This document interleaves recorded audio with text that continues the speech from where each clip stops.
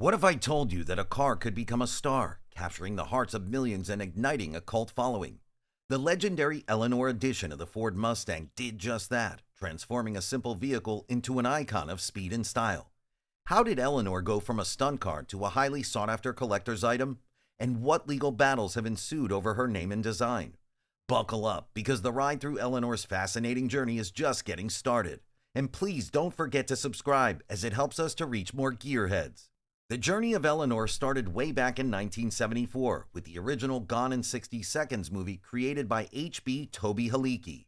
Back then, ELEANOR wasn't quite what you might picture today. It was actually a 1971 Ford Mustang Fastback that got a makeover in 1973 for the film. They painted it a soft yellow, and while the car wasn't technically a GT500, it still stole the spotlight. But the paint job is another interesting story. Although many claim the cars were painted in Ford's medium yellow gold, Halicki himself said in a 1974 interview that they were painted generic school bus yellow to save money. In fact, it's the only Mustang to ever get star billing in a movie. That first Gone in 60 Seconds film became a cult classic, especially among car lovers in the 70s. Fast forward to the year 2000, and ELEANOR got a major upgrade thanks to the remake of Gone in 60 Seconds, starring none other than Nicolas Cage as the master car thief, Randall Memphis Rain. This time around, the Mustang chosen for the role of ELEANOR was a 1967 Ford Mustang, customized to look like a GT500. It was no longer a pale yellow fastback, but a mean, modernized machine in metallic pepper gray, featuring a body kit that made it look even more aggressive. The design was the brainchild of hot rod artist Steve Stanford, and it was brought to life by the renowned custom car builder Chip Foose. Since the remake, the ELEANOR Mustang's become one of the most sought-after and recognizable Mustangs in car culture. Its sleek design, iconic color, and the adrenaline-fueled role it played in the movie cemented its place in automotive history. For over 20 years, car enthusiasts and collectors have been buying, restoring, and upgrading 60s Mustangs to capture that ELEANOR magic, and it's easy to see why. After Gone in 60 Seconds blew up, a lot of companies and car enthusiasts started building and customizing 1967 and 68 Mustangs to look just like the iconic car from the film. Even though Carroll Shelby, the legendary figure behind the Shelby brand, wasn't directly involved in the movie, he saw the potential in these builds and began licensing his name to companies making what were called continuation Shelby GT500s. Now, what's cool is that the ELEANOR name was basically a code used in the movie to refer to the Mustang, which had to be stolen as part of the plot. There were actually 4 Mustangs portrayed as ELEANOR targets, but only 2 were used for all the filming. One car got the beauty treatment, used for all the exterior glamour shots, while the other was turned into a stunt car and beaten up during that epic chase scene. Now, both Mustangs were given some distinctive styling tweaks to make them stand out. Halicki added his own paint scheme, which included a unique blackout treatment on parts like the lower body side and the taillight panel. This made the car look a bit like Ford's Mach 1, but not quite identical. Interestingly, all the Mustang badges were removed, but you can still spot the Ford logo on the grille and hubcaps in the movie. Now, the stunt ELEANOR from the 1974 Gone in 60 Seconds movie had to go through some serious modifications to handle the high-octane action scenes. Before it was even ready to roll, the car required about 250 hours of labor to be prepped for all these intense stunts. This included stripping away all the body panels to install a roll cage that reinforced the car's unibody. For extra safety, they even chained in the transmission to keep everything secure during the wild chase scenes. One of the coolest features was a custom camera rig mounted in the back seat to capture that intense driver's point of view, giving the audience a front row seat to the action. Inside the car, it wasn't all luxury. The stunt ELEANOR had a stripped-down interior, basic and functional, but it borrowed the deluxe seats from the beauty car, the one used for exterior shots for a touch of comfort. The beauty car in turn swapped in the standard seats from the stunt car. Even though this beauty car wasn't damaged during filming, Halicki later claimed at the film's premiere that it had been crushed, though that's up for debate. To make sure the car could handle the abuse, several safety upgrades were added. These included a heavy-duty Simpson shoulder harness, deadbolt door locks, aftermarket hood pins, and an onboard first aid kit.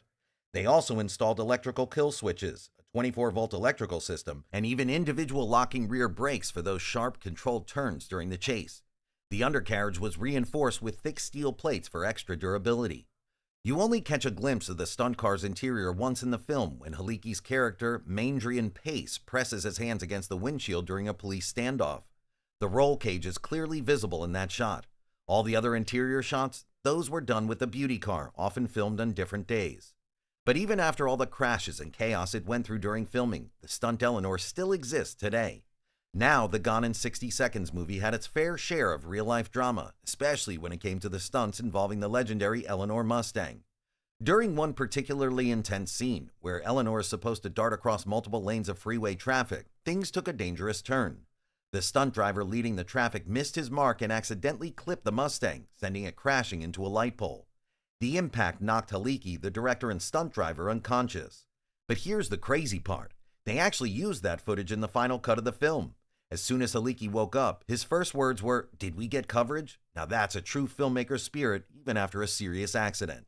Another heart-stopping moment happened during the film's big finale, where Eleanor performs an incredible 128-foot jump. The jump was jaw-dropping, but it didn't come without consequences.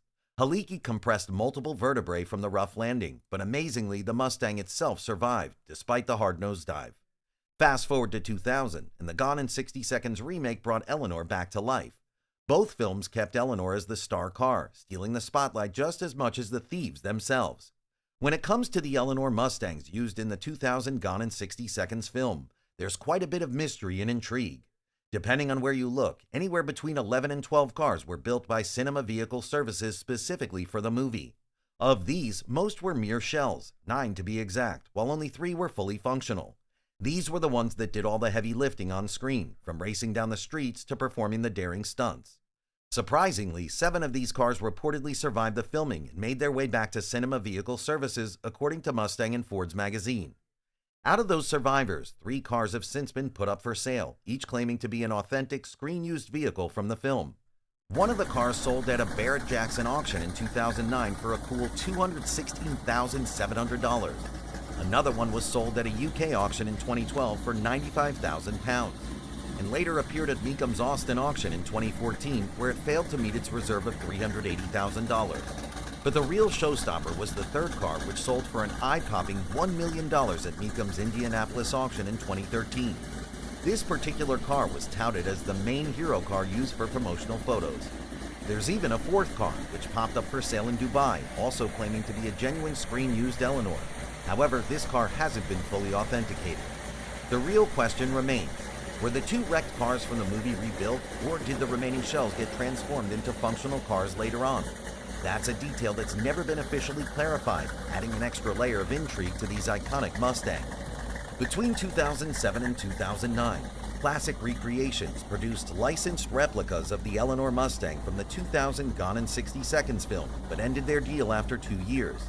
Today, Fusion Motor Company holds the license to create these replicas.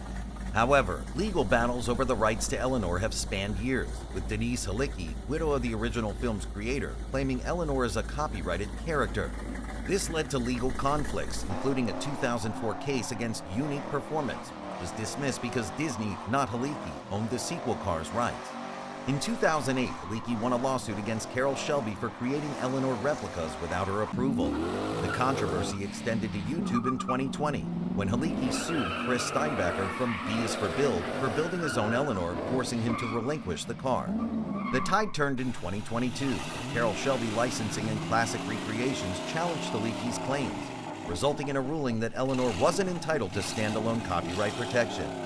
Despite Haliki's 2023 appeal, the Ninth Circuit upheld the decision, closing the long-running ELEANOR copyright disputes. Ultimately, ELEANOR isn't just a car. She's a symbol of ingenuity, nostalgia, and the timeless bond between people and their automobiles. What's your favorite memory of watching Gone in 60 Seconds? And if you could own any version of the ELEANOR Mustang, which one would it be and why? Leave your thoughts in the comments below. Give it a thumbs up if you liked the video, and please make sure you're subscribed so that you don't miss our next episode in the Muscle Car Vault.